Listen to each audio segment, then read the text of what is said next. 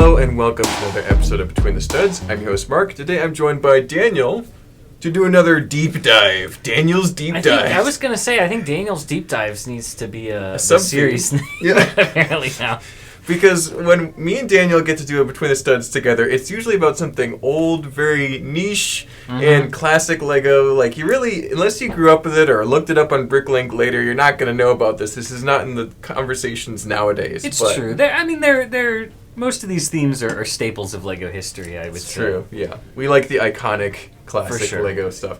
And I don't think it gets more iconic than the Ice Planet 2002 color scheme. Highly the recognizable, aesthetics. yeah. Yes. For sure, absolutely. That's going to be the discussion for today. It shouldn't be a terribly long video. There's not a ton of Ice Planet content there, but we're going to dig out all of it, I think. Yeah, so for sure. Be very thorough about Dig this it up, discussion. air it out. So, Daniel, what are some of the basic stats about Ice Planet 2002? Nice. You mean 2001: A Space Odyssey? It's 1 year off, actually. Yeah. So first, did we talk about how it was the 30th anniversary? Because that's kind of cool. That's true, it is, yes. So I'm gonna be doing cool puns all day.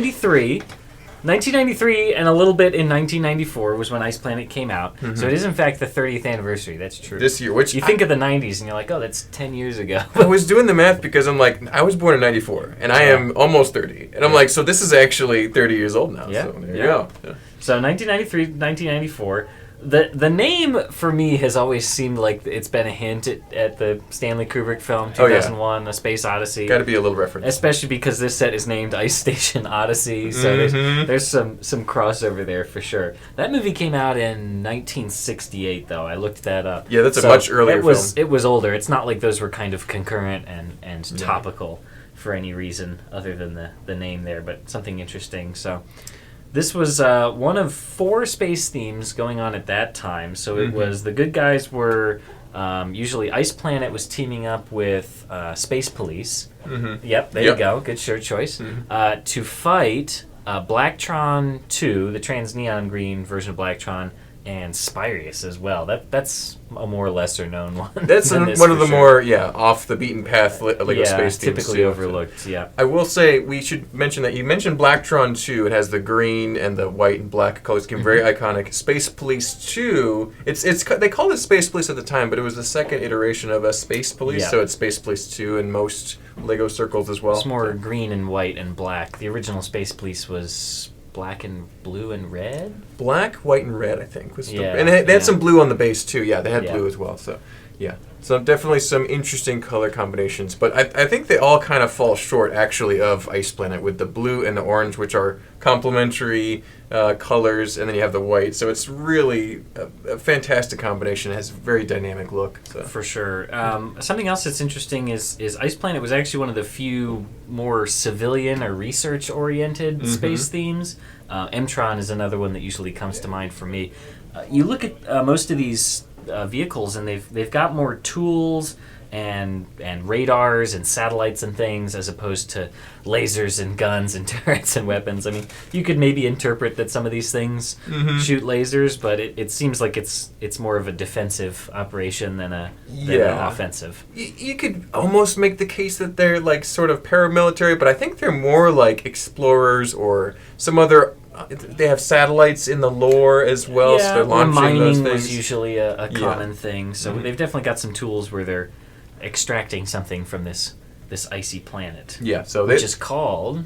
Do you know this? I remember reading it, but I'm not good at pronunciation. I didn't know this. So I'm going to let you handle this. I didn't know this before I looked it up today, so I don't have. Is it Christo? Christo, with a K, Krysto. So I did find that out today. Do any other space themes specifically mention the home planet of the theme? Because that's pretty unique. They do, yeah. I know that UFO was one. Yes. I'm blanking on it now. The aliens were called Zotaxians, so it might have been Planet Zotax or something. Yeah, and they had a story where they moved from planet to planet too, because they became the insectoids in the next year. Yeah, there was something where they were like on the outside of the planet, and then they went inside of it or something. I don't know. It was a kind of convoluted one. We have vague memories of the Zotaxians' legacy there, but no. So because it's like classic space was like Alpha Centauri a little bit. Had some of these more. Star-like names, but other than that, probably not. Not a lot of the space factions really had home bases because they were typically more ship and vehicle based. Mm-hmm.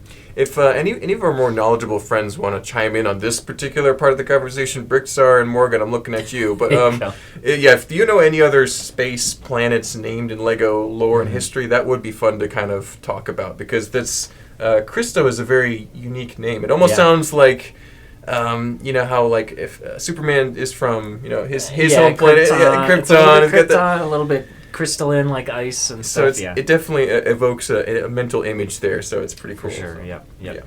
And a lot of the promotional images for these sets were really cool. Do you want to grab some of those over there next to you? Yeah. Let me see if I can. We'll throw in some B-reel here. They made some cool landscapes. I keep saying cool. They made some really interesting landscapes for starters, the photography backgrounds on a lot of the box art had that classic, like what you think of for like 80s synthwave with that like perspective grid thing in the sky, which never understood what that's for. But you've got these giant ice spikes reaching up and stars in the background. Some of these pictures even have actual like ice crystals frozen on some parts of the set. There was also, we'll show off this comic here as well, where in some of the art for this, it's like kids are playing with the sets in their bedroom, and they're using white bed sheets to make kind of a snowy landscape. But then the comic transitions to where the kid playing with it is now like in the world, small scale, and the minifigures actually look more humanoid, and they've got this kind of icy, snowy backdrop to it, which is very cool. Yeah. I've seen lots of people do some really great photography with Ice Planet sets. I took a crack at it for a while, but I'm no professional photographer. But sometimes when it would snow outside, when I lived in Virginia, I would drag out the Ice Planet sets. I would drag out my Star Wars snow speeders and any other snow related sets. The Wampa. Get some ice and snow photography. Yeah, some Orient Expedition stuff. So drag out the snow related sets and get some scenery shots. I've done that with the CMF Yeti as well. I mean, you got to just pull it out there and stick it in the snow and take a picture. It's great. Yep. Speaking of like pictures and photography, you have a big old poster over to your right. Oh, yeah, Can we talk about that? Because we're talking about the This photography is the elements. weirdest size poster I own. I had to custom make this frame for it out of a bigger one just by cutting it down because it's such a weird dimension. I don't know why, if it was included in a magazine or what. I mean, it says produced exclusively for Lego Builders Club members. So I assume it would have been tucked in a magazine or something. But usually the size of those is like an 8.5 by 11, but 4 quadrants. This is skinnier than that for some reason. It's a very long shape. Yeah, but super cool. I mean, you got snowy stuff over here. This is more that like realistic ice stuff. I'm sure for the photography that was actually acrylic or polycarbonate. You got this soft looking snow. You got this cool ice ledge and ice where they're like drilling it away. Great. It's pretty awesome. Using their iconic chainsaws. Yeah. They're launching rockets. They have ships in the sky. And that logo up at the top left, I might have to get a really high quality photo of it. That's great. And make a t-shirt out of that for myself. It looks that's like the pretty letters sweet. have been carved into a glacier or something. Yeah, that's fantastic. And there's actually Black Tron minifigures present in this. So they're frozen in ice for some reason. So they're like, we got one. He's frozen. Let's I don't know if they trapped him or they found him like a mosquito in amber or something. He's been there a long time. Maybe they're like, we need to thaw him out quick. But yeah, really great promotional stuff here. They either succeeded in freezing him or they're trying to save his life. Either way, I don't know. Yeah, you get they to were make it the story. supposedly enemies with the Black Tron, but who knows? Yeah. And that's interesting they're in the poster because they're not included in any of the sets, right? There's no other minifigures besides the Ice Planet that was figure. What was interesting about pretty much all of the classic space themes was they never had, I mean, apart from some of the minifig packs that had multiple, the sets were only ever for one faction. So you could totally mix and match which factions were battling each other and who was going after who. The only exception might be where the original and maybe even the second Space Police had like one Black Tron minifigure in the ship that was supposed to go. True. Yeah, there were Black Tron minifigures. But really, it's like they could have thrown a little Black Tron, something in with this. Like it's either bothering it or it's being chased by it or something. You could have a little two sides, but no, they're like you get to buy one set and you can combine it later at home. Yeah. So it's interesting. Nowadays they would release a larger set, but it would have a smaller side vehicle of the opposing faction. Exactly. You would get a big one and a small one, or vice versa. Yeah, interesting way to present the sets. It's very different from nowadays. Yeah, for sure. But yeah, so a bunch of nice sets. it was a good wave, and it lasted a couple years. They say it was retired immediately after 1 year, but we see different advertisement materials that are dated to like 1994 and a little bit after, so they're still selling those sets at that time too. The core sets were all 93. I think most of the things that trailed into 94 there was a really small one that went by like 3 different names. Mm-hmm. There was a polybag and a boxed version. There were also a few different like combo pack sets. There was one co-pack that had which 3 was it? It was this one, the IceSat 5 or IceSat V, whichever you want to call it, the Blizzard Baron and Ice Tunnel. Yeah, the really tiny ones. So a couple, and it looks like it was a $25.97 value, now $19.99 according to this picture. So they were saving you some money. You saved about $7, $26. Well, in 1993 money, that's like $14 today. Yeah. So, I mean, that's pretty good. It's good. I mean, if you're looking at that on the shelf compared to buying each 3 individually, and for $20, that'd be a good birthday gift for a kid or something. And speaking of co-packs, they also had like crossovers with other Lego system themes at the time. Like they have one with a little fire truck. And I think that was the only one for Ice Planet, but they did others with other space themes at the time, What's interesting, actually, about that set, it's 1704. All the rest of these sets are in the 6000s, but that one was 1704. It's one of the only ones I don't have here. I haven't quite put it back together yet. It's like a little snowplow kind of set using this radar dish piece on the front. Yeah. But that's a weird one. You look at it on Bricklink, and the name of it is like unnamed... Unnamed rescue. Snowplow or something. And it's just priced. It's an odd set because I think it only appeared in that combo pack. I don't think it ever came by itself. So wow. It doesn't really have its own name for some reason. I guess it never appeared in any catalogs or anything. Mm-hmm. Well, this has this one Ice Enlarger here on this is Brickopedia. Okay, yeah, so I guess it got a name from somewhere. So some places might have got it separate, but it might have not been for North America because they had that combo pack. That could be, yep, for sure. Yep. Oh no, it says the set was only available in the bonus pack according to this. So it was like this is the separated version of that, talking about just that set. Okay. Yeah, there you go. Anyway, really interesting little release structure. They were trying different things to sell Lego sets back in the 90s. It's interesting. For sure. Yep. We talked briefly about what figures could have been included, but what figures were included with Ice Planet sets? Can we talk about those for a second? Unfortunately, it's a very short list. It's only 3. Yeah. So the most common one, let's see if we can find him here. Yep, here we go, is the Ice Planet Astronaut or Ice Planet Researcher. And this is the guy with the kind of white swoopy hair that most people would recognize. It was also used on a Western figure. The main cowboy dude, yeah, the cowboy with that white swoopy hair.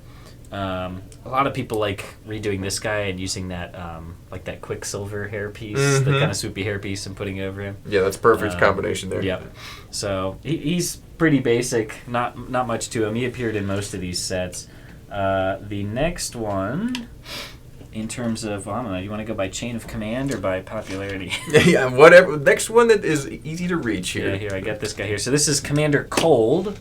Who was also called Commander Bear in the UK and Japan. Wow, I don't know why. It's kind of odd. But yes, Commander Cold. So he actually, a lot of people kind of get this one screwy. He has a different torso than the other ones. The other ones have some hoses. So go check your Commander Cold minifigures to make sure he's got the right torso. And he has little gold accents, not silver, too. Right, so. Yeah. Yeah, that's true. The other ones don't have any gold. Yeah, they got the hoses. So there you go. Check your Commander Cold minifigures.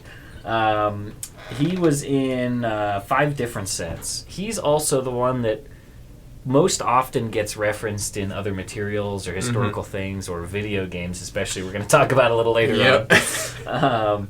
So he's a pretty classic minifigure. He's appeared in a handful of different things. And he has a unique head print that was probably only available on that figure.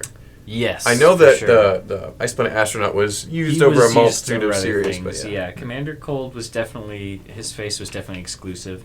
And then our last one here, where is she? Dr. Kelvin. This is a relatively expensive minifigure now, and it's all in the head because she only appeared in the 2 largest sets. That makes sense. Why. Yeah. So she's actually the most exclusive one. She is Dr. Kelvin, as I said. She is the first female minifigure to ever appear in a space set. Wow. So, okay, I did not know that trivia question. That's good. Some good trivia for you. Yes. So one giant leap for for womankind there. Women I in guess. space, yes. Yeah, women in space. I love it. Coming from Lego there in 1993. It took them. What year did space start? 73. 78. Yeah. 78. Yeah. So that's Minifigures. Yeah. 15 years. No, 70, 80. It took them a while, but they got there eventually. It's good. So. Well, for a long time they were just smiley faces, which were supposed to be anybody. They could be anybody. Yeah, it's supposed to be up to your imagination. That's true. There you go. She's worth. You can get her used for about $30, but if you want a new one, she gets real pricey. Pretty much just because of that exclusive head. Yeah. To her. So. And they're still using that classic dot print, but they do have a lot of like extra hair and like she has the lipstick and some extra details, so it's good. Yeah. And she's even got like hoop earrings. I don't think a lot of astronauts wear earrings. That's probably something that can be like a hazard, a magnetic hazard issues, of some kind. I don't know. She's getting away with something. An odd choice for a space minifigure. A lot of people actually get her head mixed up with the female pirate that also has the red lips. So that can be how that one gets lost sometimes. But kind of like the Force Maiden head too. Yeah, same kind of thing. I actually remember Commander Cold's pretty well recognized. I always knew the Ice Planet Dr. Kelvin as Ice Planet Babe was what her name. Her name on Bricklink was forever because I guess they didn't know. When they changed it. So once Lego took over, they were able to officially change that. But it was Ice Planet Babe for like decades on Bricklink, and it was hilarious. So but that is a fun little side note on Dr. Kelvin. I do like her name. It's very cool. So. I keep saying cool. I'm gonna stop myself. Yeah, that pun's gonna get old. That's unfortunate. All right. So figures are very interesting, unique, and a little bit more than usual. Because even in at this point, they're making a couple of different figures per theme. Like so, Space Police 2 would have had the normal Ranger and then the kind of the officer, and then M-Tron only had one figure. Black Tron only had one figure. Exploring would have had a couple types, so they're starting to diversify a little bit. You don't just have one smiley face. Prior to this, most of them were, a uniform kind of, grunt, soldier, worker, whatever, and then maybe some sort of officer or person in charge. But this is where we actually start to develop some unique characters. Maybe even like a characteristic, since they have unique names, and it could be implied that it's not just a soldier; it's a actual individual. So it's fun stuff. But yeah, we talked about the lore. We talked about the figures. Talked a little bit about the artwork. Let's see. Want to just run through all the sets? Let's go through the details of each set, because there's only a couple on the table. If there were a lot of sets, we probably wouldn't necessarily do that. But we've only got, 6 or 7 here? Yeah, I mean, without the combo packs, let's see, there's that one, then there's a small 1, 2, 3, 4, 5, 6, it's like 8 sets. 8 or 9 maybe, yeah. I think it's 8 sets in total. Very cool, and we got most of them on the table here. Yeah. So you had you said it's sometimes the unnamed one, but I think we found Ice and Larger was a potential name for the weird snowplow one. On the site I'm looking at, that's a suggested name, but that is very much probably could have been made up. So we don't know. So, I don't know what Ice and Larger means anyway. It's a snow plow. It's got a big scoop on the front. Yeah, and larger is probably the wrong adjective. Yeah, I don't know. Anyway, so that's the weird one from the multi-pack. Followed by that, there was the one I was talking about that appeared 3 different times under different numbers. I think Snow Scooter was the most popular name. Yeah, I see that here. Little tiny polybag build, so nothing really too. So we don't have that on the table here either. Yeah, I think some of those versions may have even been exclusive to Japan. They could have been the Kabaya releases that sometimes happen with adventures. Yeah, that's 18 pieces total, including the figures. I don't. That's the other one I don't have. We don't need to discuss that. It's fine. So Ice Tunnelator, 6814. That's this one here. So you get these nice wheels that this might have been their first appearance. They also early appearance, yeah. At least in white. No, it was in Space Police 2. Yeah, I think. But at least in the white color, I think that's pretty. In white, they were new in this, and then they also came back in Spyrius for sure. Some of the robots had them, but they're nice little chunky wheels, and they used these as late as Mars Mission. I think they had them in orange. Yeah. So they got some good use out of these kind of all-terrain, moon rovery looking kind of wheels. They're pretty wide too. They're not they're very well for a vehicle this size. They're comically wide. On some of the other ones, it makes it's a little more in scale. But yeah, not much to it. You get the nice chainsaw there for just carving your way through ice. Exactly. It is mounted to the front of the vehicle, but you can take it off too. Yeah, so that's good. Yeah. So. Good for carving ice sculptures, I guess, maybe. That's all you can do on Ice Planet besides launch satellites, I guess. Satellites and ice sculpting. So the Ice Tunnelator looking good. Yep. Then we've got the... that one was also... That was the one... So I found this interesting thing. This was on I think it was on Brickopedia that I found it. Apparently, some copies of the instructions for this set only, in the corner of the instructions, like, let's see, mine doesn't. Mine doesn't say it, but here's my copy, 6814.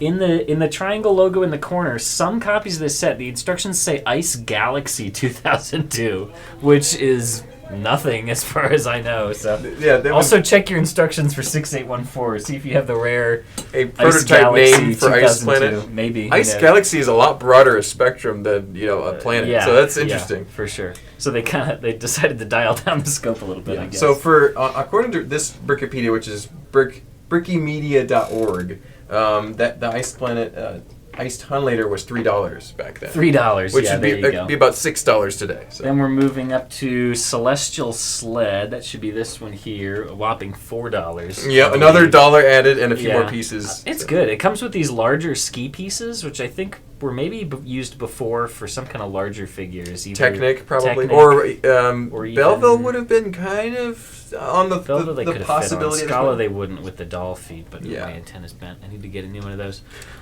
We've got them. Yeah. So a nice little thing with these ski pieces. I think it's one of the only sets where you got 4 of them. Most other sets only ever had like 2.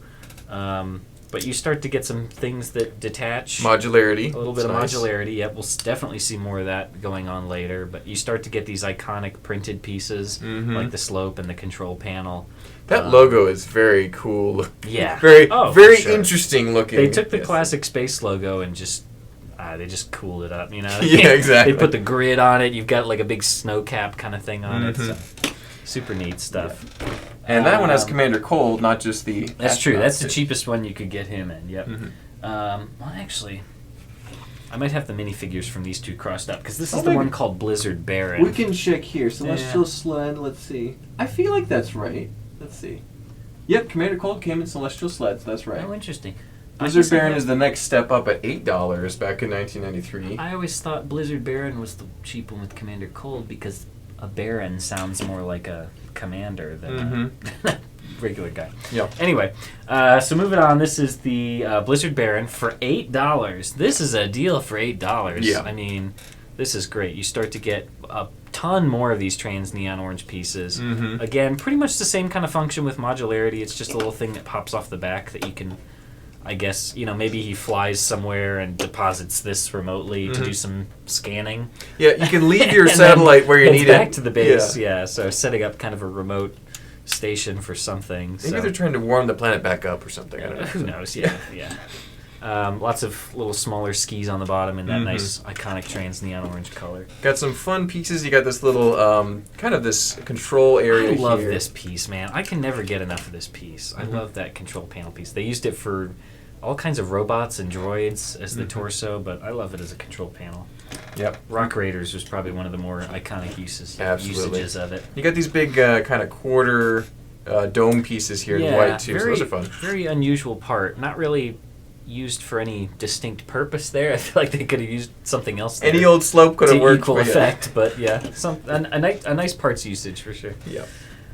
Moving on up, this is what I would say is one of the first actually popular sets from this set. This is the IceSat. Some people call it IceSat V, but I think it's supposed to be Roman numeral 5, so I always call it IceSat 5. So this is the first of the really large rockets here, which you can deploy with this magnetic arm. A little more substantial play feature. They always have this satellite thing that can go on the end. It reminds me a lot of Sputnik, I think was what they were going for. With antennas going back. Those little legs kind of poking out. Just very Sputnik kind of look there. But this exact rocket design appeared in all 3 of the rest of these sets. Interesting. In as far as I know, exactly identical construction. Same satellite it appears as well. I think it's identical in all of them. Yeah. That one might be a little different in size. It's close. Extra blue stripe. It's close. Near identical though. But this one is just decked out with the tools. You got the chainsaw, you got the skis, you got this other little implement thing here. You got one of those kind of wrench style pieces from like Tron, as well as the whole deployment crane there, and then the thing that the rocket nests in. Well, you can't do it without the satellite. The thing that the rocket nests in is on a hinge, so you can actually use it to stand the rocket up and then launch it from there like a tower, I guess. So a really great play feature. I have a feeling this was probably one of the best sellers. Oh yeah, from the Wave, because it was far cooler than any of the smaller ones, and it was a pretty steep jump up in price to the next set. $15, yeah. Yeah. So this one was $15. That's a great birthday gift. After that, you're jumping up to $45 for this guy over here. So this is the only middle of the pack price range. Yeah. So I love it when you get a good spread of price points for a thing like this, but that's a little steep of a jump to get up to the top one. So this was probably very popular. And this was the only one that had this interesting canopy on the front here, I believe, right? Yeah, this is a canopy I usually associate with like city and town helicopters. Police helicopters. Or Roboforce, which I think would have been a year or two later, I'm not sure. That's a typical usage of that one, but very odd in neon orange. You usually just see it in kind of the trans light blue or whatever. So jumping on up, we got the Deep Freeze Defender, $45. This is one I have mixed feelings about, but that's just because I've always liked bases better than ships. Yeah. So there's a lot going on with this one, but the design is kind of clunky in my opinion. It's huge. First of all, it's bigger than most classic space vehicles. Yeah. But it's also very modular. So clear some room. A landing. So first of all, it's got two cockpits, which is very unusual for a dual cockpit. But they can come off, and they're on skis. So they can ride the slopes. Yeah, but then I'm not sure where the ship is being piloted from. Because there's not really anywhere else to pilot it from. You got this big, in the middle you've got this big section that hinges open here, which deploys, again, pretty much the same kind of rocket. There's the satellite component on the front you can pop off there. And then when you get to the back is really what I think is the only cool play feature, I think. But it's kind of convoluted how you have to pop these open. And then as you slide this kind of roll cage garage door, it causes this smaller vehicle to kind of pop out the top, and then it can do sort of an angled ejection, I guess. Yeah, I think departure. I think takeoff would be a generous word because it doesn't really have any thrusters on it. It has a magnet on the side. I'm not really sure what for, because there's I don't think there's any way you're carrying this entire rocket. Maybe you're riding the rocket on that like thing. Yeah. I think that's the only... there's no other magnetic components in the whole set, so I don't know what else it's supposed to attach to. And then there's one other hinged section here that can... separate again. Yeah, so not really sure why. It makes it nice for storage, I guess, if you wanted to take up less space. It kind of locks on there, so... That's a fascinating set. Great pieces here with all of these orange windows here, especially these corner ones, which I think they also used in a Time Cruisers. Yeah, that's probably the only other use of those big orange panels that I can think of. So I don't know. This is not one of my top favorite sets from Ice Planet for sure. So when did you acquire this set, Daniel? And also, thank you for bringing all the Ice Planet sets on the table. But yeah, so when did you get this one? A few years ago. It was while I was living at home during COVID and just buying hauls off of folks on Facebook Marketplace for the most part. So this one's in well-loved condition. Gotcha.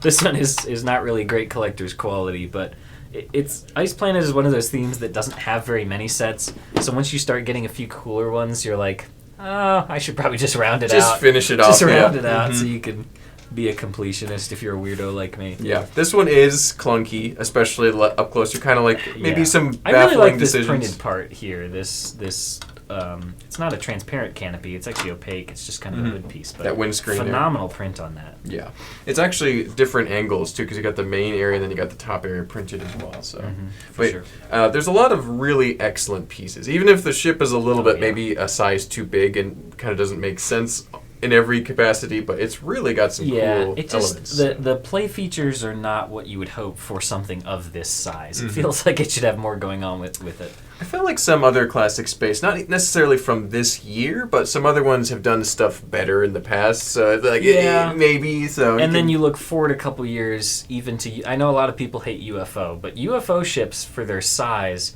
had a lot of great play features because they started integrating fiber optics and specialty stickers. Lots of magnets, lots of different, flexibility. Heat reactive things. So more fun stuff, I think, than this. I think this was a little ambitious for the time.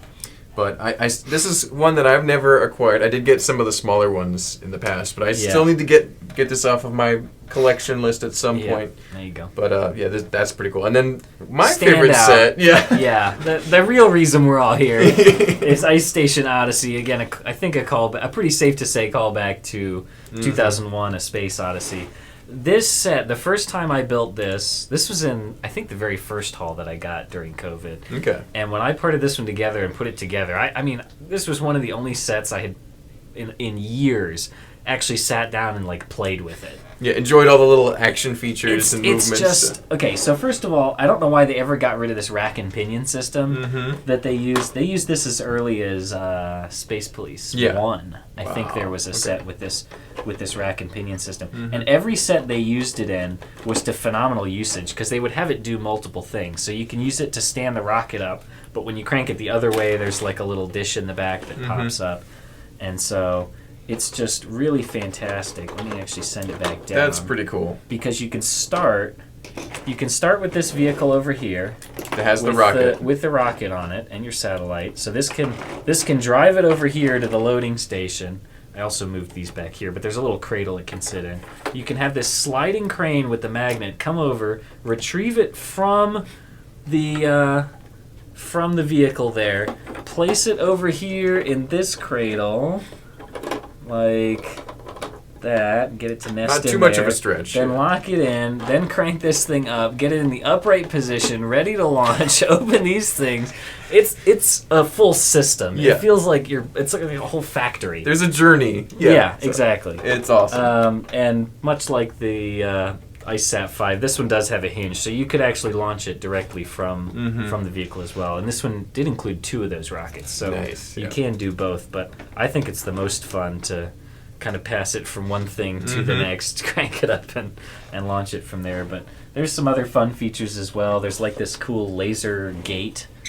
Entrance, security gate entrance thing. It reminds me of like The Incredibles or something. Or the Lego movie. They have a laser gate. Lots of laser fences, laser gates and things. So you can use this great ramp. I love this molded base plate. The raised base plate. I think it's one of the better molds for raised base plates. It came in a ton of different prints, but one of the better molds because this ramp was always used to great use. They never really made good use of the pit. I always wanted to see. Yeah, that's a little empty down there for this set. But chasm, yeah.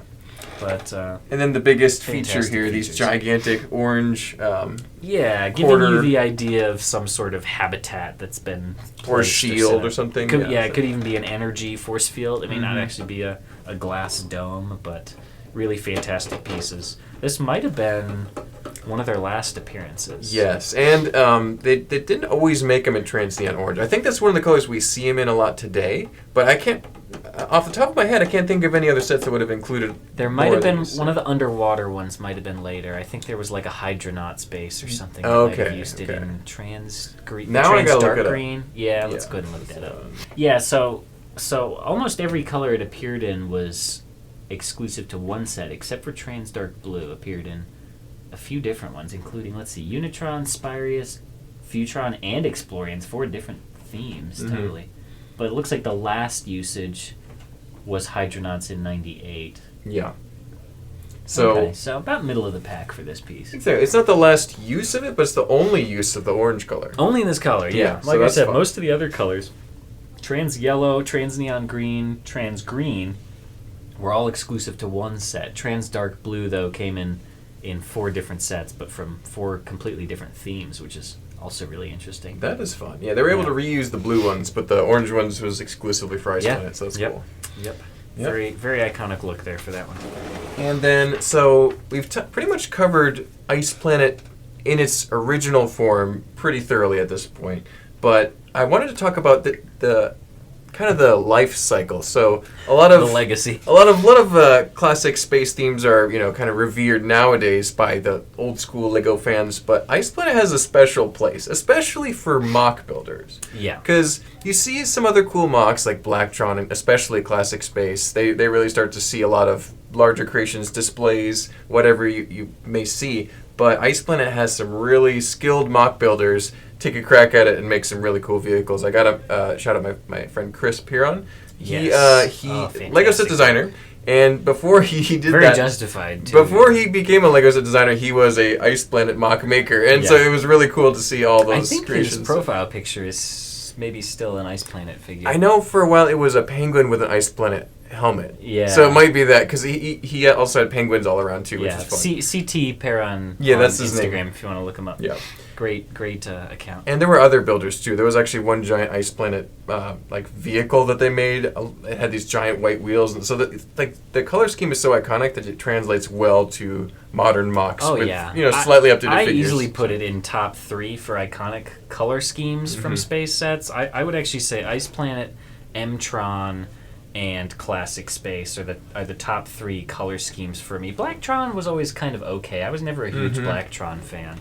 I know it's one that a lot of other people have a more nostalgia for, but I would say Ice Planet is in my top 3 for color schemes. Yeah, orange and blue together just looks really, really awesome. Yeah. So, but and then there's also a couple of really cool fan art pieces that have been done. I think they actually were originally created for posters that they could sell. So they have it looks a little bit more like a real human in an Ice Planet garb on this frozen planet. So kind of like that comic book. Kind of like the comic book, but way more detailed. Those Black Tron guys in that comic, we'll throw some pictures of them up. They're just they're goofy looking. They look like evil villains with mustaches. Like Sam Sinister in space. Yeah, exactly. It's awesome. But so I think that Ice Planet has a special place in many LEGO fans' hearts, and it really had quite an influence even today in more recent years. So that's fun. Yeah, man, it's getting cold in here. So we got the AC cranked, so it is actually We're here on Ice Planet. We're feeling the cool effects of Ice Planet. Yeah. But one final thing I want to talk about and do with you, Daniel, is do a LEGO Racers playthrough of the Ice Planet level, because one of the reasons I relate to Ice Planet on such a deep level is because it was one of my favorite levels on LEGO Racers, which is responsible for a lot of my LEGO nostalgia and headcanon. So, hopefully we can break out the computer in just a second and look at it. I don't have it here in the office today, so we'll film it separately, so we're going to edit it together. But, let's have a look at LEGO Racers Ice Planet level and see what we think. So, we're back in the studio. Definitely aren't filming this on a different day in different outfits, so... Continuity be darned. Exactly. We're going to talk about the LEGO Ice Planet level in LEGO Racers, which is one of my favorite LEGO video games. Yeah, anyway, I could go on and on.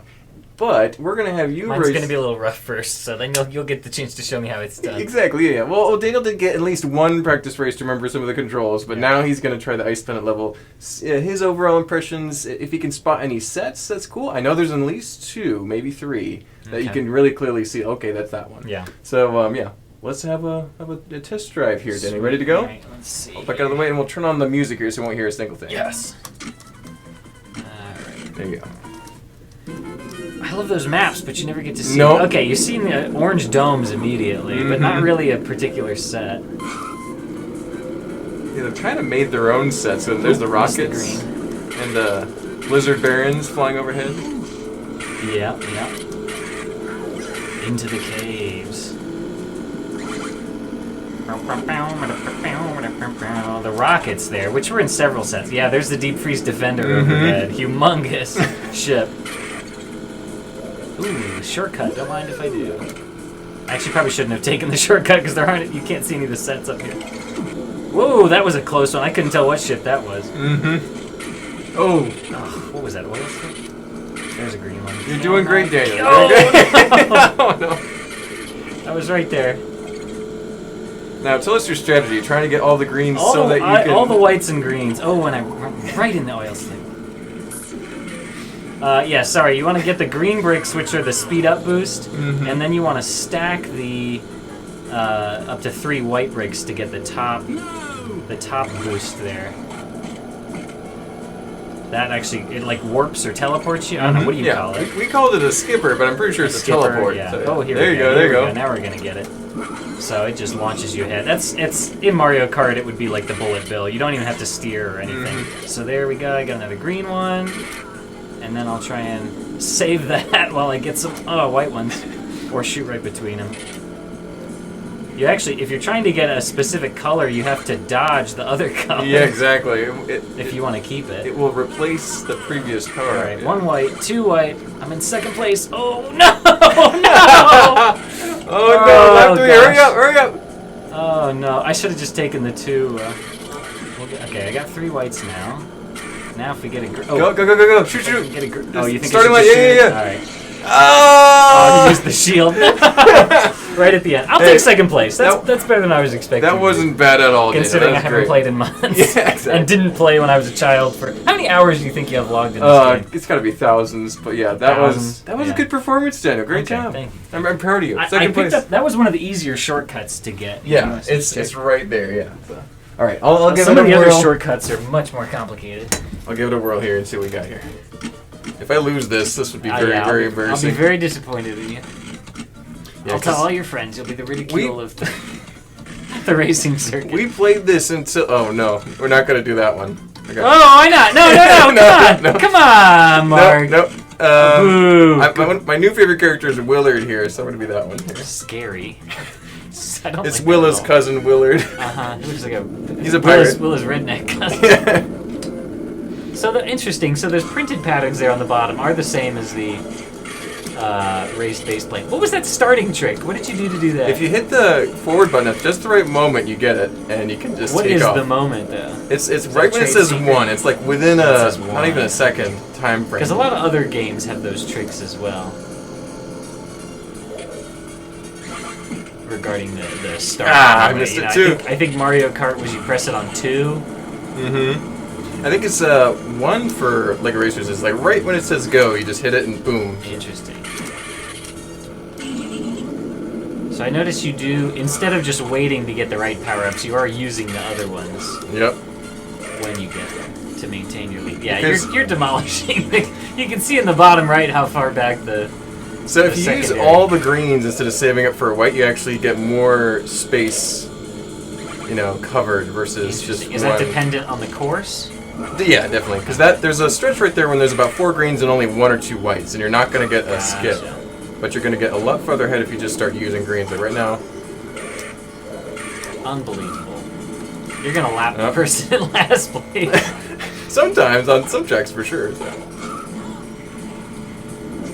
Yeah, there's some more of those Blizzard Baron ships flying. I'm going to take this route because we're a little bit ahead, and I want to show you the other areas. So there's a little vehicle crashed right there. Yep, that's the smallest one. Mm-hmm. I can't remember the name of it. We talked about it in the video. I think that's maybe it's the Ice Tunnellator.